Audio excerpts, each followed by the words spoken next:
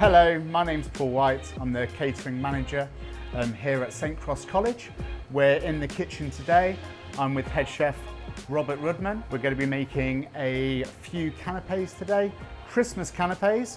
So what are we going to start with? Right, so today we're going to start with the sausage rolls. Right, so we've got a sheet of puff pastry here. The first thing we're going to do is make the mix for the sausage rolls. Okay. So we've got fresh turkey mince. You can get that at local butcher, you can get that in the supermarket. Free range, of course. We always like free range. Absolutely, a bit of red tractor assured. That's going to go into the bowl. And then here we've got some fresh thyme, we've got some sea salt and some garlic. That's going to go in as well. And we've got some pepper in there as well. We've got some garlic, and I'm going to use my trusty microplane, which is a very good way to mince garlic. If not, just chop it by hand with a knife. Oh, so it's just like a fine grater. Yep, just like a fine grater. There we go. And then the last ingredient is cranberry sauce. Cranberry sauce in a sausage roll. In a sausage roll. Ah, I like it. You've got to add some Christmas element to these dishes. You Nice. see. Right, so that's all the ingredients in there now. All in. Just going to give this a mix. Looks Christmassy already. Yeah, that red colour from the cranberries will make it look Christmassy. That's all mixed in there now. So this is now ready to be going on to the puff pastry. Okay. Right, so we're going to be cutting this puff pastry in half. We're going to put a row of the turkey mix here and down here. Okay. Right, so I'm just going to put this down here. I mean, if you wanted to, you instead of using thyme, you can go with another herb. You can put in rosemary, would work well with this, or sage, as in sage. Yeah, that'd be lovely. Sage is fine. You can do that. Right, there we go. Just going to move that here so you can see it. Give yourself plenty of space. Yep. So now we are going to lift the pastry over so it meets this end here, and we're just going to brush a tiny bit of milk. And that's just going to bind the pastry. Yep, just to help it stick. So this gets moved over like so. Then just gently press. Try and tuck in all of that meat and just squeezing out the air there. If I just do this one as well, and I'll just show you a little tip. Okay. I always find very helpful. Move that over there, press it in like so, and then just get a fork and just gently press, and then that will seal the pastry. I've seen this before, and after it's cooked, it's also got a little bit of the imprint, a little decoration on there as well. Just a little pattern.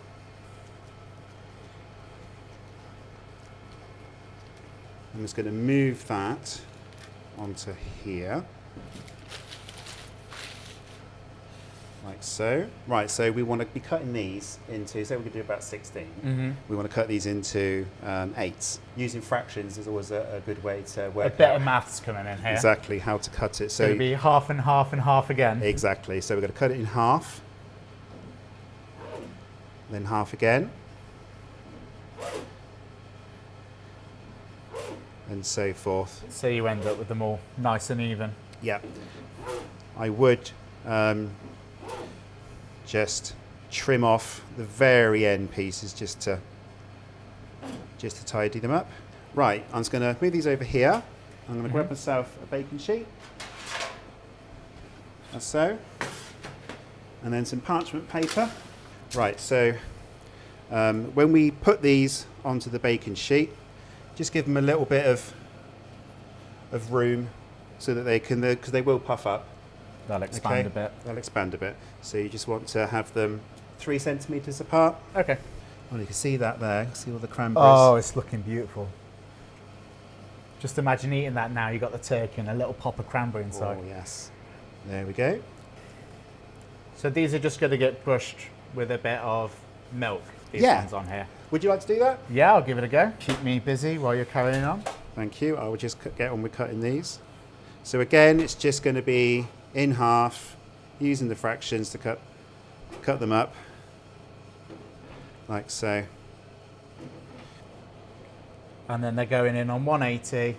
Yeah, they're going in the oven 180 for 15 minutes, and they'll go golden brown, and they'll be ready. And you'll leave them to one side to cool down a bit. Yeah. Right, these are off to the oven now. Lovely.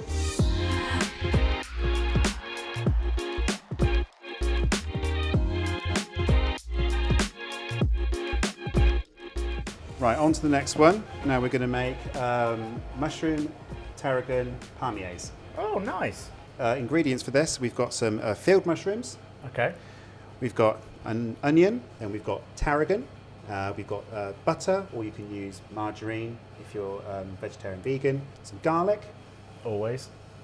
Lemon, we're going to use the juice, but if you wanted to give it a little bit more lemon flavour, we can use the zester and zest some off. Okay, nice. And then just some flour. We're going to start with finely dicing an onion. So that's our onion chopped, and then the mushrooms. So it doesn't need to be too exact, as long as they're nicely As long as fine. they're small, mushrooms they will cook down to not much really, because they're like 70% water. Okay. So they will cook down, and the longer and longer you cook this down, the more concentrated flavour you'll get with just these two ingredients. There we go. So that's our onions and mushrooms.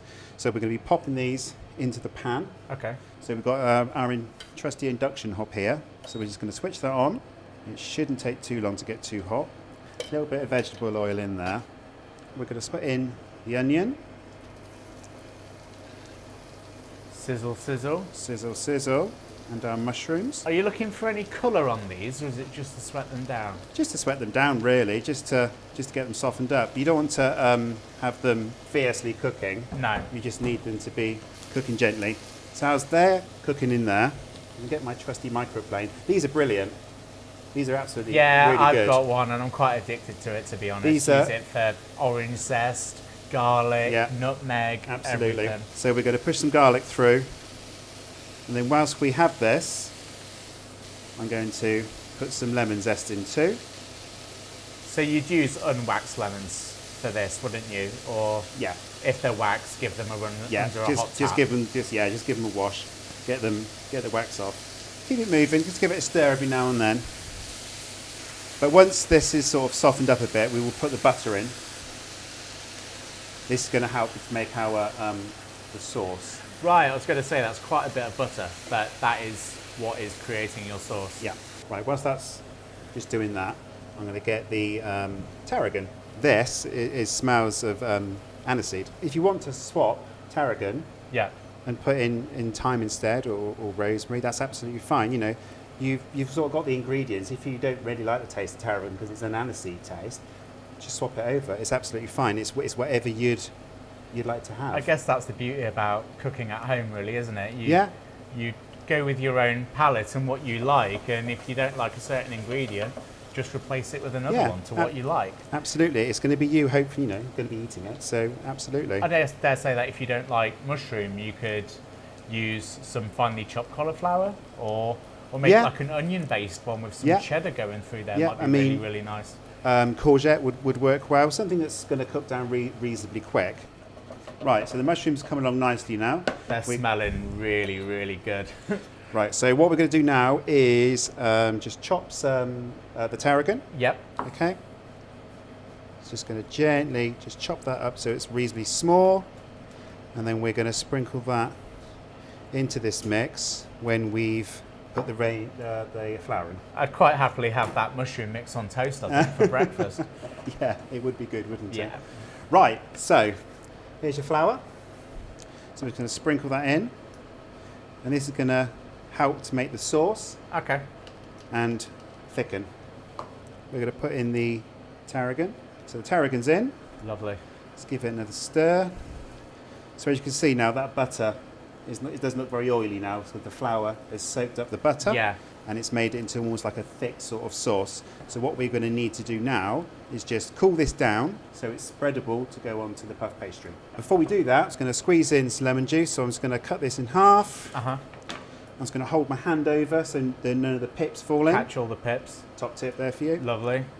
Oh, you can smell that fresh lemon as well. Yeah, That's Just- lovely. it just lifts dishes. You know, it just makes them smell just that little bit fresher. Right, And so there we then- go. So we're going to cool that down, what, in the fridge just for a few Yeah, minutes? Or? yeah. What I would do, if you want to cool it down quickly, so you can obviously get on with this, is to lay it on something flat. Oh, like a large tray? Yeah, or something like that. Okay. Just lay it flat, and then you can put it into the fridge, and it will cool a lot quicker than if it's still in its pan, Yeah. or if it's in a bowl. Right, so this is nicely cooled now. So what we're going to do now is I'm going to show you 2 ways to roll So this up. 2 ways to do this? Yeah, there's 2 ways to roll this. So what I'm going to do, I'm going to cut this puff pastry in half, Uh-huh. and then I've just divided this so I can have Okay. the same amount. So I was going to put this onto here. So obviously if you had this hot and you put it straight into the pastry, it wouldn't work because the pastry would just go soggy. Yeah, it would be a little bit sloppy. So what we need to do is just spread this mix over the pastry. Could you make this one in advance as well? Yeah, and you could also freeze this. Anything that's pastry based, you can freeze. Right, so we've got these spread out. Now the 2 ways that I'm going to show you to roll these up is the first one, which is going to make like a spiral. Oh, like a Swiss roll kind of. Exactly, thing. just like a Swiss roll. So it's going to bring the pastry up just here, just a little bit, like so, and then just gently roll it up. So I guess it's quite important to keep that quite tight. Yeah, keep it tight so you've got a nice tight spiral. It should go, once you start, very easy. Just roll it up, like so. The next one, basically bring the pastry into the middle, and again, into the middle, and then just do that again. Oh, so it's a folding technique. Yep, just a folding technique. That's it. And now they're ready to cut. Right, let's grab my chopping board. Again, if you cut these using the sort of fractions method, so if you cut them in the middle, Then you'll get them all even every yeah, time. and look, and there you can see A nice little spiral. pinwheel. Yeah. So again, you can either cut these like centimetre intervals if you want to mark them, and then you can see how many you get, then just cut. And then these will be laid out onto our baking sheet, which I'll get when I've shown you how to cut the other ones. Right, so this one is going to cut exactly the same sort of way. Mhm. Again, just in centimetre intervals. Just give them a cut. And then when these cook, these ones here, when they cut, they almost cook like, they look like a heart shape. They sort of open up slightly. Oh, so not just for Christmas. This could be good for Valentine's Day as well. Absolutely, absolutely. So as you can see, if I just show you that there. Oh, so almost like a little horseshoe shape as well. Yep. So That's there's your 2 shapes.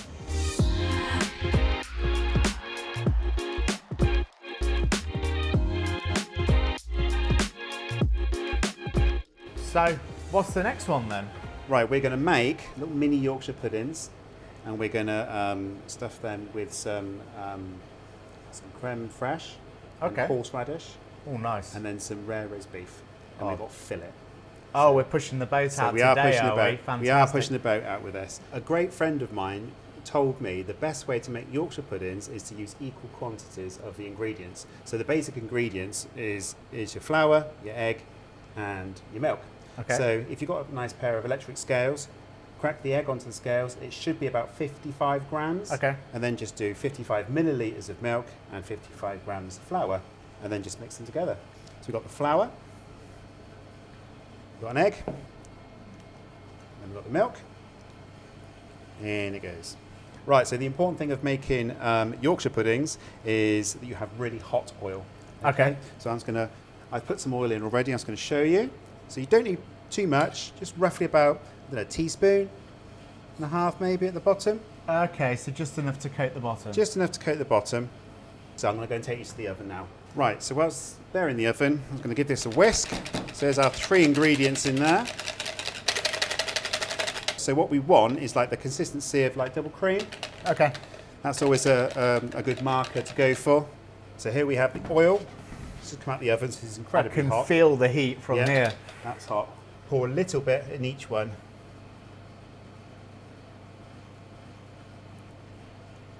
Right, so as soon as these are filled, straight back in the oven for about 15 minutes. Lovely. Right, Yorkshire puddings are in the oven, so now we're going to start with the beef here, okay? So that's a piece of fillet. This is a piece of fillet, so this is the delicious part of the cow. This is the prime cut. Right, so got my trusty induction on. Drop some oil in.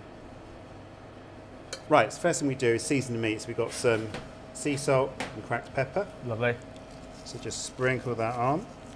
So this is going to go into this pan. Get ready for the sizzle. It's the sound of heaven.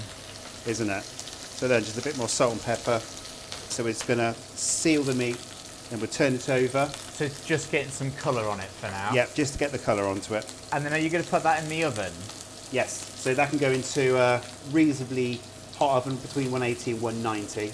Okay, what, 5 minutes or so? Yeah. I guess it depends on how thick your piece of beef is. So that's going to have a little look. So there we go. Can you see that there? It's got that nice brown crust coming along there. That so we'll looks just do the great. other side. So I'm just going to turn this over, but hold it just to seal the end here. Yeah. That's it. So that's searing the meat. So then we need to take this into the oven just to finish off its cooking.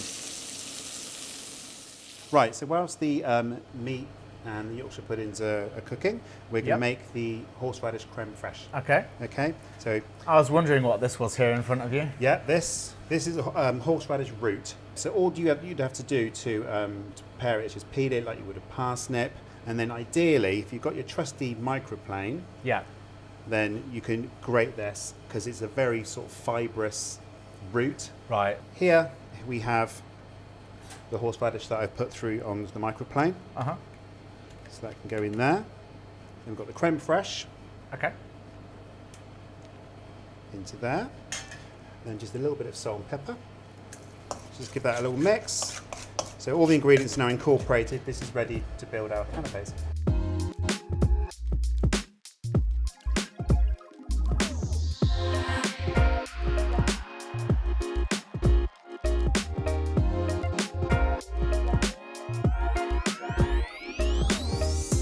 Right, now we're going to go on to something a little bit more technical. Oh, lovely. And this is for the vegetarians, Oh, nice. so they can have a shout. So we're going to make a goat's cheese and red onion marmalade tartlets. Oh, that sounds delicious. Okay, so flour into the bowl, then butter. I'm going to go in with my hands and just do this with your fingers, just crushing it up, and you just do this until you have like a sort of breadcrumb consistency. Okay. And that's going to be your sort of time where you want to put the water in. So we need to add just some water, about a tablespoonful at a time, I would say, okay? So it's not too much, it's just going to be enough just to bring the mix together. Just a tiny bit more. And then what you want to do with this is let it rest in the fridge. Okay. Just so the gluten has a chance to rest before you use it. Otherwise, it can get a bit tricky to use. Right, so now we're going to get on with our marmalade filling, red onion marmalade, okay? Okay. We've got 2 onions. And then just give them a chop. So we need some butter. So I'm going to put this into the pan, Okay. just to start it off whilst I'm chopping this other Okay. other What onion. sort of heat are we cooking this on? This is, A bit lower. yeah, just a bit lower. Onion's going to go in.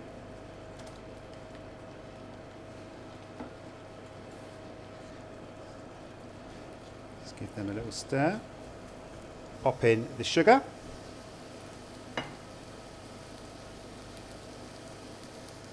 And then we put in our vinegar. That smells absolutely amazing. Smell it. Yeah, yeah. Now the- balsamic, Yeah. molasses, the onion.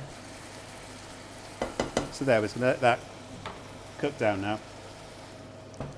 Right, now we're going to make the filling, the goat's cheese part of the tart. So, we've got our goat's cheese here. For this recipe, we only need to have the egg yolk. So I'm going to separate an egg. So I'm just going to crack this on the side of the bowl, Yep. and then just want the whites to go into that side.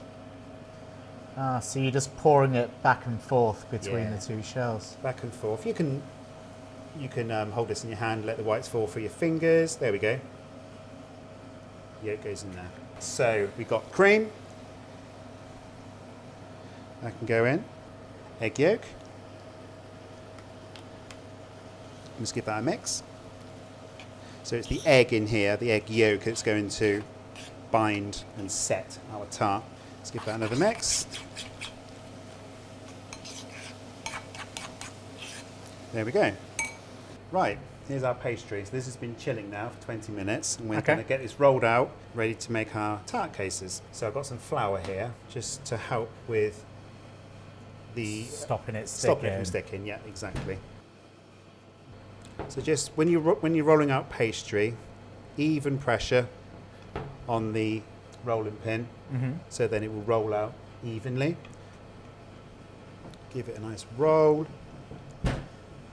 So you want it to be about the thickness of, I don't know, A penny, really? yeah, about a penny. Right, so we have our tray over here and our cutter. So we're going to cut some discs out of the pastry. Then all we need to simply do is lift this up and just very gently just push this into the mould.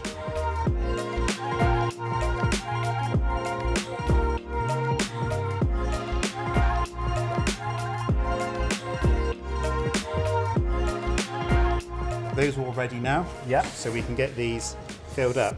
Here is our onion marmalade. And we're literally just going to take a little bit and just drop it into the bottom, like so. Nice. So you put in the red onion marmalade in first, and then the goat's cheese mix on top. Yeah, the goat's cheese mixture is wetter, so Right. when you put it through, it will slowly seep through the Into onion the marmalade. onion. So if you was to put it any other way, there's a good chance that the mix would sort of squelch out. Now we're just going to put a little spoonful of this on top of each one. So we're just going to fill these up, and then once these are filled, these are going to be ready to go in the oven. Let's drop a bit more on that one there. There we go. So here's our pepper. Just sprinkle a tiny little bit on the top. Nice. That looks beautiful. There we go. Now these are ready for the oven. Fantastic. Right, we're now on to the last canapé to do. I can see salmon. Yeah, you can see salmon. So we're doing smoked salmon blinis with Okay. mustard and dill. The ingredients aren't too dissimilar to when you make Yorkshire pudding batter Okay. that we did earlier, but this is going to have the injection of some mashed potato. I've already got that already here, all mashed and ready to go. So we are going to add flour. Just give it a little bit of seasoning. And then in this recipe, it calls to separate 3 eggs. So Okay. you want the yolks to go into this part, and then you want the whites to be beaten up to their sort of soft peaks, they would call them. Okay. And then they'll be folded into this mix.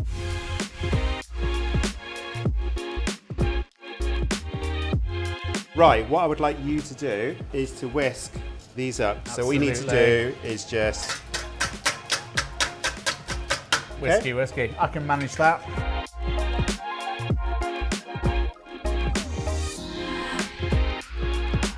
There's your arm hurting. Oh, it's killing me. That's almost there, I think. I think so.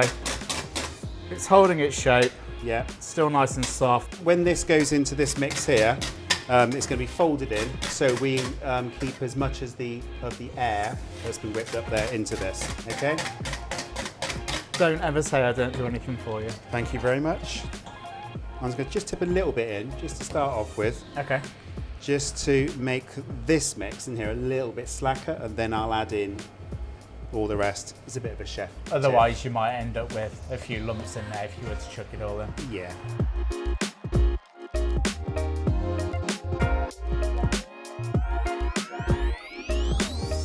So there we go. So this Lovely. is incorporated.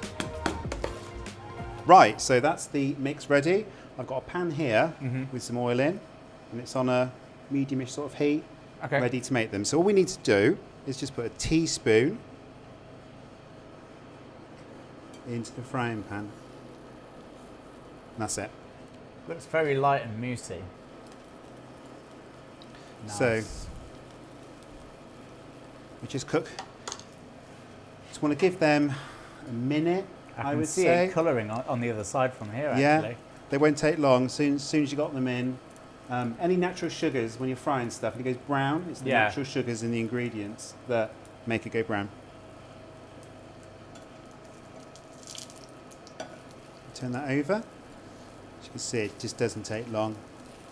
no, it's really quick. When these are cooked, you'll feel that they're light. They're just, they're not heavy at all. They will be just light. So we just take them out.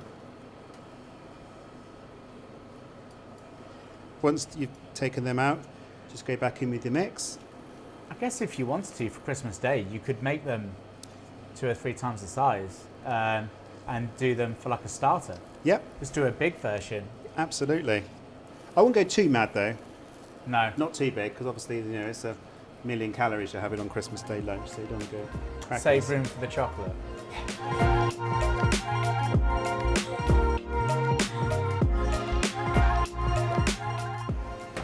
Right, so the blinis are now cooling. Mhm. So what we're going to do is we're going to make the creme fraiche that's going to go on top. So we have the creme fraiche here, which we're just going to pour into this bowl, like so. Mustard, okay, and now we're going to get some dill. So the dill that's going to be in this recipe, we're going to have some that we're going to chop to go through, and then we're going to save some just to go on top of the, Oh, just a little garnish on top. exactly, a Oh, little nice. garnish. So we're just going to chop this down. So then this goes into there. Let's give it a little mix. There we go. Put some pepper in there. Black pepper works great with smoked salmon as well. Yeah. So there we go. So that's now ready for us to start assembling the blinis.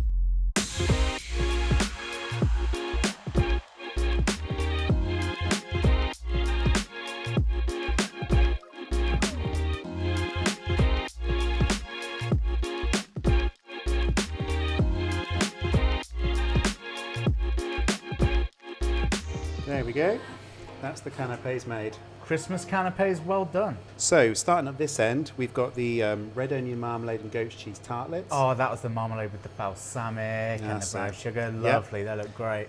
And then we've got the smoked salmon blinis, and the blinis were made with the potato. Yep, great. Love those. Very quick to cook, either side. Done. Nice. And then here we've got the 2 different types of palmiers that we did with the rolling up like a Swiss roll. Oh, and with then the cooked down mushroom, duxelle. Yep, and then the folding, little mini Yorkshire puddings with the rare roast beef. Yep, they're mine. And then on the end there, we've got our turkey sausage rolls, which I think will go down very well. They look great, Rob. Thank you very much. We hope that you've enjoyed this demo. We've really enjoyed making them. We're going to shoot over now underneath the Christmas tree in the hall to answer any questions you might have. Please give these a go at home and have a Merry Christmas. Merry Christmas.